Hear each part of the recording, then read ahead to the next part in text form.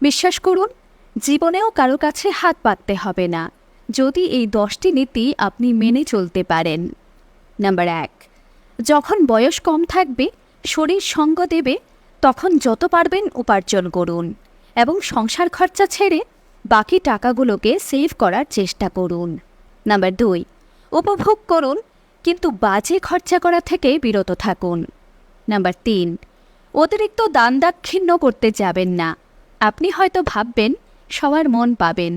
বিশ্বাস করুন, এতে কারোর মন পাওয়া যায় না, বরং আপনি বিপদে পড়লে এরাই এসে আপনাকে অযথা জ্ঞান দেবে।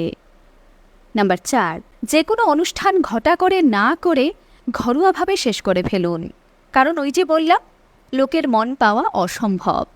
এরা আপনার বাড়িতে খেতে আসবে ঠিকই, থালা ফাটিয়ে খাবেও, আবার পাতে বসে আপনারই নিন্দা করবে। তবে যারা আপনার আপদে বিপদে পাশে দাঁড়ায় তাদের অবশ্যই ডাকুন। নাম্বার 5, ভালো বিনিয়োগ করুন। অর্থাৎ একগাদা জামা কাপড়, জুতো ইত্যাদি না কিনে জমি কিনুন, যার ক্রয়মূল্য থেকে বিক্রয়মূল্য বেশি হতে পারে।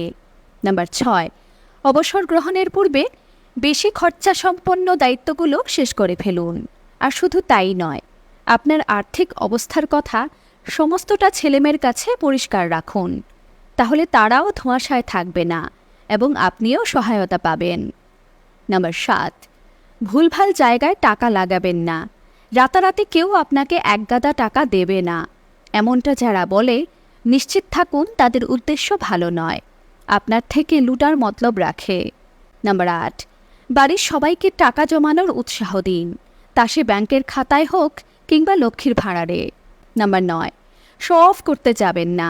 মনে রাখবেন, শো অফ বোকারাই করে, বুদ্ধিমানেরা বরং গলা শুকায়। নাম্বার 10, যাকে তাকে টাকা ধার দেবেন না। আর যদি কাউকে টাকা ধার দেন, তাহলে সময় মতো ফেরত চেয়ে নিন। এতে লজ্জার কিছু নেই, টাকাগুলো কিন্তু আপনিও কষ্ট করে উপার্জন করেন। এর মধ্যে আপনারা কটা ফলো করেন অবশ্যই লিখে জানাবেন। ধন্যবাদ।